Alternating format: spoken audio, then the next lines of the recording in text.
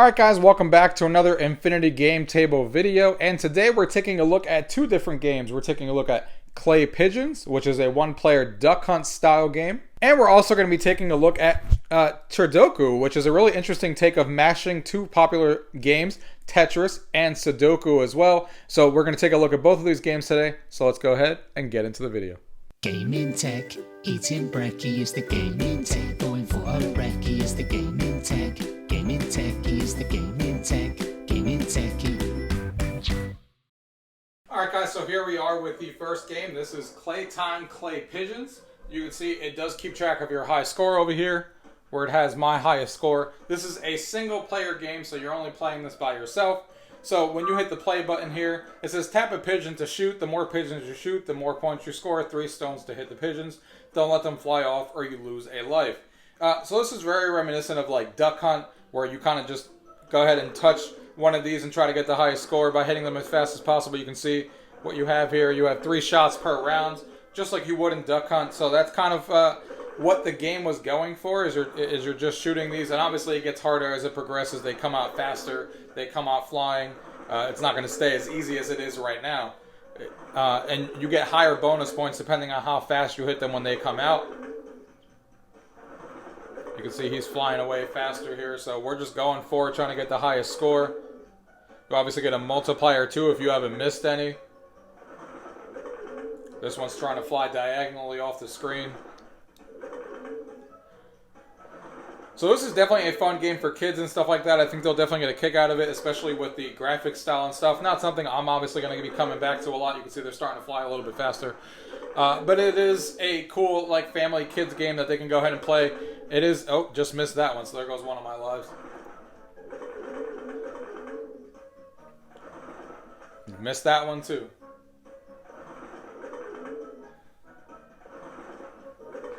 And missed that one flying off the board too. So obviously you guys get the idea. I'll die here on purpose just so we can get to the finish screen, so you guys can see. Then of course you get the game over screen and it tells you your score, and then you can either play again or go back to home. So this game is really simple. It does keep track of whoever has the high score. Unfortunately, it doesn't keep track of everyone who has the high score. I wish it was keeping track of like somebody enters an initial, so you can see not just who has the highest score in the household, but who has what score and what there are on the leaderboard. Would have been a lot better. But that is Clay Pigeons. Now the more interesting game of the two that we're talking about today is this one here for sure, and this is Tetridoku. So it's obviously by the name a combination of basically Tetris and also Sudoku at the same time, which we'll talk about why that is. So you can see this is a third-party game that was made here for the Infinity Game Table and customized. This game does exist on other platforms, but it was customized to take full effect of the larger touchscreen and stuff.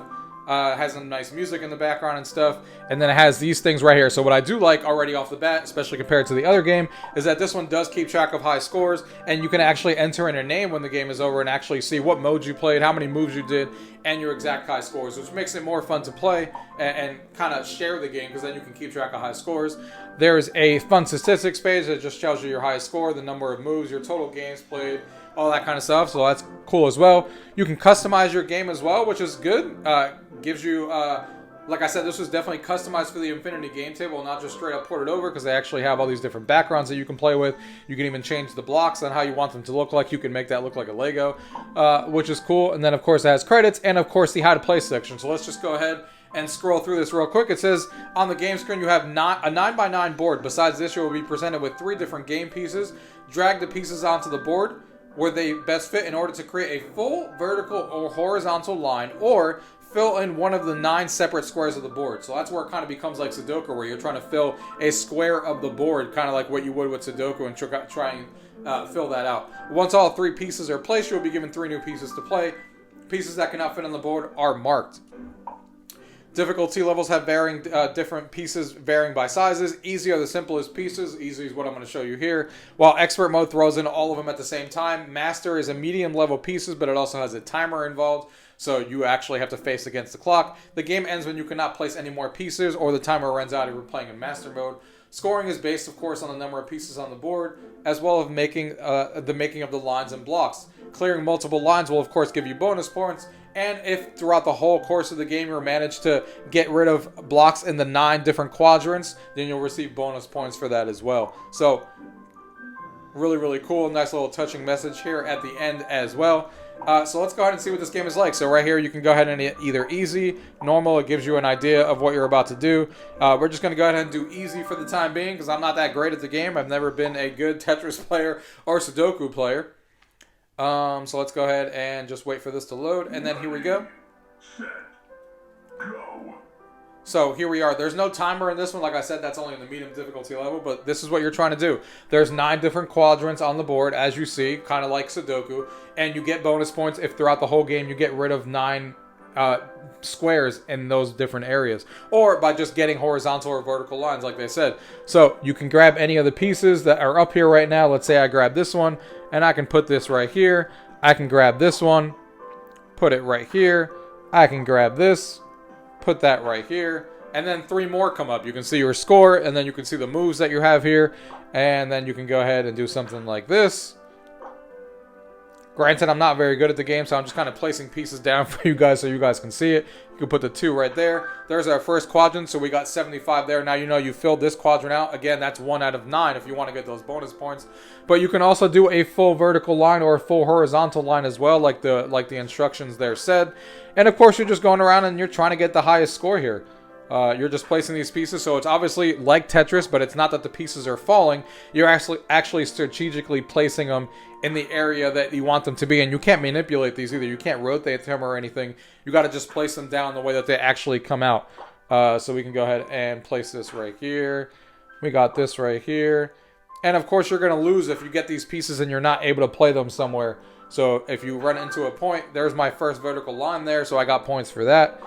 And you're basically just going, in this mode, in easy mode, you're just going until you can't place them anymore. Some of them have the time limit mode, which will make it a little bit harder. Pieces will become more complicated and stuff. But I think you guys get the idea of what this game is going for and what you guys can expect. There's another vertical line for us that we can get rid of. And if you could do things at the same time, like they said, you get more bonus points. So if I can get rid of 2 vertical lines at the same time, or 3 or stuff like that, of course you're going to get bonus points. So this is definitely a really cool game as far as strategy goes, and it definitely combines Tetris, which a lot of people like, and Sudoku, which a lot of people like as well, and it gives a fresh take on the genre, and you can tell it was pretty well optimized for this table as far as taking advantage of its special features, as far as placing these around, where you place them wherever you want. It feels easy to play, really fun game to play. It is a 1-player game, however, so my only knock on both of these games here. So when you hit forfeit, you can forfeit at any time. You can obviously keep track of your score. For the time being, I'm just going to go ahead and type in mine again. Of course, that score is not going to be that hard to beat. But you can type in your score there. And then, of course, like I said, when you go to your scores, you can see the names on there.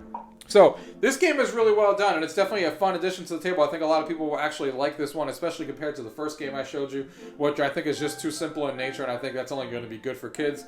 This one actually has some fun to it for everybody.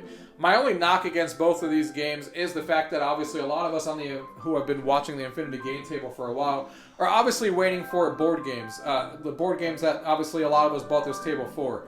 We want real digital board games created, like the stuff that we've seen before, like Ticket to Ride, Pandemic, which has released. They've released a few others here a few weeks ago that from the Ops that they did a good job with. The Hue and Q's game that I reviewed, that was a good one.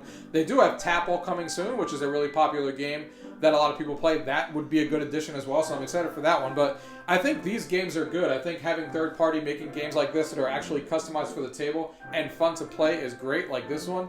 I'm not really a fan of the first game, but this game is good. I just want them to be sprinkled in. I don't want just these type of games here, where it's just like these fun single-player games that obviously are just customized for this table, but they're not real true board games. I want them sprinkled in. I want games like this that are fun to play and take advantage of the larger touchscreen, and then also sprinkle in the board games that we're all waiting for in between, so everyone kind of gets what they want. But at the end of the day, this is a fun game, and I think a lot of people will have fun with this one. The first one, obviously judge for yourself. It's not something that I'm going to be playing very often, but this one is definitely a fun game to play, especially because a lot of people like Tetris and Sudoku. So I think setting this up and for people to just play and having the local leaderboards is a cool addition. So great job on this one right here. Other than that, guys, if you guys have any questions about what you guys have seen in today's video, As always, leave it down below. If not, thank you guys for watching. Until next time.